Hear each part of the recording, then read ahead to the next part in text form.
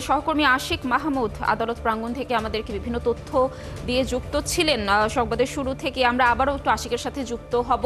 আশিক, নিশ্চয়ই শুনতে পাচ্ছেন আমাকে? আশিক, আমরা যতদূর সর্বশেষ জানতে পারলাম যে সজীব ওয়াজেদ জয় এবং সাইমা ওয়াজেদ পুতুলের 5 বছর করে কারাদণ্ড দেওয়া হয়েছে এবং সেই সাথে প্রশাসনিক কর্মকর্তা সাইফুল ইসলামকে খালাস দেওয়া হয়েছে এবং খুরশিদ আলমকেও কারাদণ্ড দেওয়া হয়েছে। আপনার কাছে কি তথ্য রয়েছে? আদালত প্রাঙ্গণে যেহেতু রয়েছেন, প্রতিক্রিয়া কেমন দেখছেন? আইনজীবী সহ যারা রয়েছেন সেখানে উপস্থিত, রায় পরবর্তী তথ্য জানবো আপনার কাছ থেকে।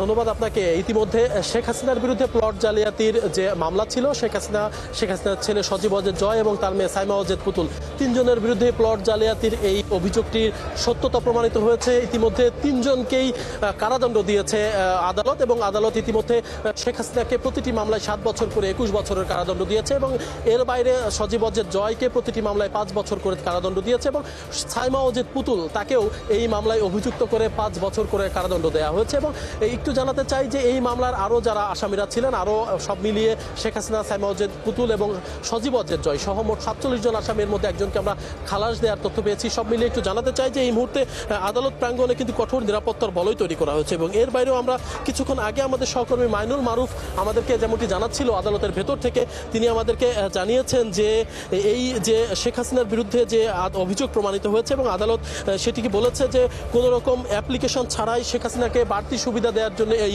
প্লট বরাদ্দ দেওয়া হয়েছিল এবং এই প্লট বরাদ্দ দিতে তারা তথ্য গোপন করেছিল এবং কর্মকর্তারা নিজেরা বাড়তি কোনো সুবিধা নেয়ার জন্য শেখ হাসিনাকে এই অনৈতিক সুবিধা দিয়েছিল। এটি কিন্তু প্রমাণিত হয়েছে আদালতের বিচারে এবং প্রমাণিত হওয়ার কারণেই কিন্তু শেখ হাসিনার বিরুদ্ধে 3টি মামলায় শেখ হাসিনা এবং শেখ হাসিনার ছেলে, শেখ হাসিনার মেয়ে, 3 জনেরকেই অভিযুক্ত করেছে আদালত এবং অভিযুক্ত করে আদালত 3 জনকেই আলাদা আলাদা করে সাজা দিয়েছে। প্রত্যেককে প্রতিটি মামলায় 7 বছর করে, শেখ হাসিনাকে প্রতিটি মামলায় 7 বছর করে 21 বছরের কারাদণ্ড দিয়েছে। তার ছেলে এবং মেয়ে উভয়কেই 5 বছর করে কারাদণ্ডের আদেশ দিয়েছে এবং 3টি মামলায় 5 বছর করে তাদেরকে কারাদণ্ড দিয়েছে। এবং এখানে আদালত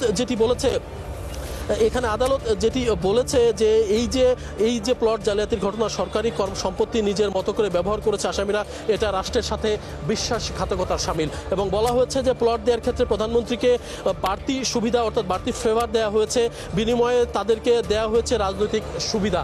দর্শক, একটু জানাতে চাই যে আদালত তার পর্যবেক্ষণে বলেছে যে প্লট বরাদ্দের পর দরখাস্ত দেন শেখ হাসিনা।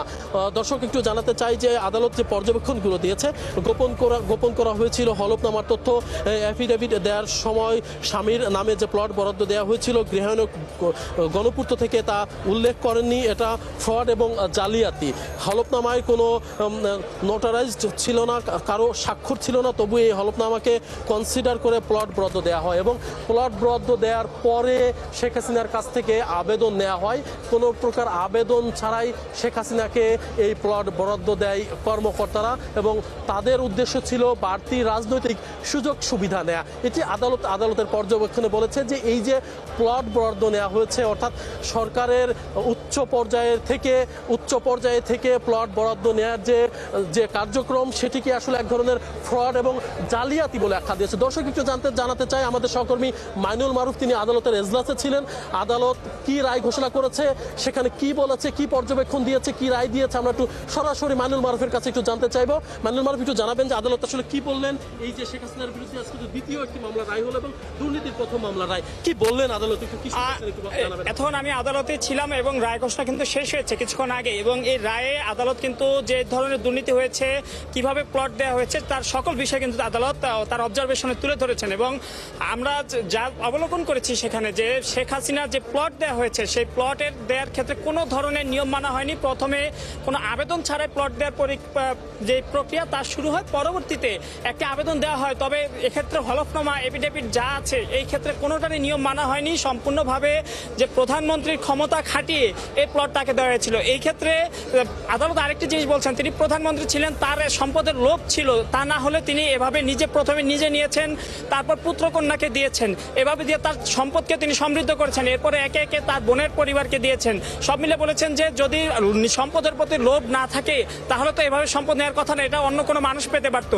এই ক্ষেত্রে যে কোনো নিয়ম মানা হয় হয়নি, অর্থাৎ যে হলফনামাগুলো দেওয়া হয়েছিল তার সম্পদের, এক্ষেত্রে সেই কোনো তথ্যের তার যে ঢাকায় আগে প্লট ছিল সে তথ্যটিও কিন্তু তুলে ধরা হয়নি বলে কিন্তু আদালত তুলে ধরেছেন। সেক্ষেত্রে তার স্বামী যে তার শেখ হাসিনা যে স্বামী তার একটি প্লট পেয়েছিলেন গৃহায়ণ থেকে, সেই প্লটের কথা হলফনামায় উল্লেখ করা হয়নি এবং সেই উল্লেখ না করেই আবেদনে কিন্তু তারা এই বিষয়গুলো মানে গোপন করেই তারা আবেদন করেছিলেন। পরবর্তীতে তাও প্লট প্রথমে তারা বরাদ্দ পায়, এরপরে একটা আবেদন সংযুক্ত করেন, এই কথাগুলো কিন্তু প্রমাণে উঠে এসেছে বলে কোর্ট জানিয়েছেন। এর পাশাপাশি যদি আমি বলি যে জয় এবং পুতুল তাদের ক্ষেত্রে কিন্তু আমরা দেখেছি 5 বছর করে তাদেরকে কারাদণ্ড দেওয়া হয়েছে। এই ক্ষেত্রে তাদেরকে সহায়তাকারী বা তার যেহেতু তাদের নামে প্লট গিয়েছে সেই ক্ষেত্রে কিন্তু তাদেরকে দোষী সাব্যস্ত করা হয়েছে। এর ভিতরে অনেকগুলো ধারা ছিল, এই মূলত যেহেতু প্লট তাদের নামে ছিল, জালিয়াতি করে প্লট নেওয়া হয়েছে, এই কারণে কিন্তু তাদের এখানে কিন্তু আমরা দেখেছি সাজার সশ্রম কারাদণ্ডের রায় দেওয়া হয়েছে। তবে যে অন্যান্য যে কয়েকটি আরো ধারা ছিল সেই সকল ধারায় কিন্তু আবার খালাস পেয়েছেন। তবে মূল অভিযোগে কিন্তু তারা কিন্তু সবাই সাজার আদেশ পেয়েছেন। এবং এখানে যে সরকারি বেশ কয়েকজন কর্মকর্তা ছিল, উচ্চ পর্যায়ের কর্মকর্তা, সচিব ছিল, তাদের বিরুদ্ধে কি রায় দিয়েছে? আমরা দেখেছি একজনকে খালাস দেওয়া হয়েছে 3টি অভিযোগে, এই বিষয়গুলো একটু বলবেন? একজনকে খালাস দেওয়া হয়েছে, তিনি প্রশাসনিক কর্মকর্তা। আদালত বলেছেন যে তিনি তার আসলে এই এটার সাথে সম্পৃক্ত না, তার কাছে সর্বশেষ যেই তথ্য এসেছে বা সর্বশেষ যে জায়গাটা এসেছে সেক্ষেত্রে তার আসলে করণীয় কিছু নেই। তিনি তো জানতেন না যে পেছনে কি হয়েছে বা না হয়নি, তিনি কিন্তু উপস্থিত নেই, তিনি আসামি হিসেবে এখানে নেই, তারপরে কিন্তু তাকে আদালত কিন্তু খালাস দিয়েছেন। তবে আরেকজন যিনি গ্রেপ্তার আছেন তিনি দোষ স্বীকার করেছেন, কি হয়েছে তা বর্ণনা করেছেন, সেই সুবাদে তাকে কিন্তু 1 বছর করে কারাদণ্ড দেওয়া হয়েছে 3 মামলায়। অপরদিকে অন্যান্য যে সকল কর্মকর্তারা রয়েছেন এই সকল মামলায় এবং তাদের কিন্তু বিভিন্ন মেয়াদে, এক একজনকে বিভিন্ন মেয়াদে কিন্তু সাজা দেওয়া হয়েছে। আমি একটু জানতে চাই আপনার কাছে যে শেখ হাসিনা যখন ক্ষমতায় ছিল প্রধানমন্ত্রীর চেয়ারে থেকেই তিনি এই প্লট জালিয়াতি করেছেন। এই যে জালিয়াতির যে বিষয়টি আদালত আমরা দেখেছি যে আদালত বলছে এটি সম্পূর্ণ ফ্রড এবং জালিয়াতি করা, এই বিষয়ে আসলে আদালত কি পর্যবেক্ষণ দিল যে তার মতো ক্ষমতা থেকে একজন চেয়ারে থেকে সে এই যে প্লটের যে প্লট এবং জমির যে লোভ তিনি করলেন, এটিকে আসলে আদালত কিভাবে ব্যাখ্যা করলেন? এই যে আদালতের ব্যাখ্যাটা ছিল যে তিনি প্রধানমন্ত্রী ছিলেন, 3 বার দীর্ঘ সময় দেশ শাসন করেছেন, এই ক্ষেত্রে তিনি এভাবে না নিলেও পারতেন, তিনি আবেদন করে যথাযথ প্রক্রিয়ার মাধ্যমে যেতে পারতেন।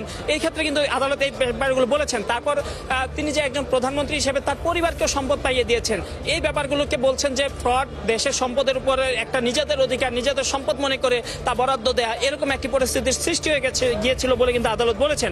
আরেকটি ব্যাপার তিনি বলেছেন যে সকল কর্মকর্তারা এর সাথে সম্পৃক্ত তারাও রাজনৈতিক উচ্চভিলাষ থেকে এই সকল কাজ করেছেন, অর্থাৎ সকলেই কিন্তু এই যে ঘটনাগুলো ঘটেছে প্লট বরাদ্দের ক্ষেত্রে সবার যোগ সাজস্যে এই ঘটনাগুলো হয়েছে, সবারই দোষ পাওয়া গেছে, একজনের দোষ পাওয়া যায়নি, তাকে খালাস দেওয়া হয়েছে, তিনি উপস্থিত নেই। তারপরও এছাড়া যে আরেকজন ছিলেন যিনি উপস্থিত ছিলেন তিনি তার যতটুকু দোষ তা কিন্তু এখানে স্বীকার করেছেন, সেই স্বীকার করার কারণে তাকে কিন্তু 1 বছর করে কারাদণ্ড দেওয়া হয়েছে।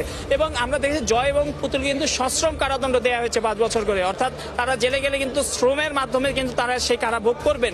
অপরদিকে শেখ হাসিনা কিন্তু আমরা দেখেছি যে 7 বছর করে 3টা মামলায়, এক্ষেত্রে 7 বছরের যে 3টি অভিযোগ দেওয়া হয়েছে, রায় দেওয়া হয়েছে, আদালত স্পষ্টভাবে বলেছেন 1 by 1 এই রায় কার্যকর হবে, অর্থাৎ প্রথমে 7 বছর, এরপর 7 বছর, এরপর 7 বছর, অর্থাৎ সব মিলে 21 বছরের সাজা কিন্তু তার কাটাতে হবেই, এই কথা কিন্তু আদালত উল্লেখ করেছেন।